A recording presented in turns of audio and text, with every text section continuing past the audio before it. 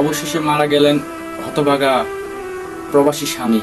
12 বছর বিদেশ করে স্ত্রী সন্তানদের জন্য জীবিকা নির্বাহ করে পাঠিয়ে তাদের বাড়ি ঘর জমি জায়গা করে দেওয়ার পরে যখন অসুস্থ হয়ে বাড়ি ফেরে, রাতের আধারে সেই অসুস্থ ব্যক্তিকে রাস্তায় ফেলে দেয়। এভাবে রাস্তায় জীবনযাপন করতে করতে অবশেষে গতকাল দুপুরবেলায় শেষ নিঃশ্বাস ত্যাগ করে পরপারে চলে গেলেন। দেখুন মানুষ কতটা একা, মানুষ মূলত একা।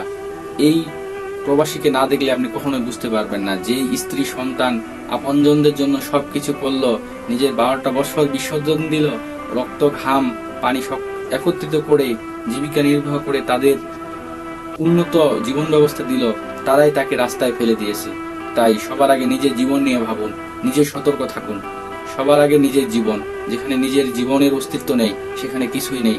নিজের স্বাস্থ্য, নিজের শরীর, নিজের মানসিক স্থিতিশীলতা, এগুলো খুবই গুরুত্বপূর্ণ। সতর্ক থাকুন, নিরাপদে থাকুন।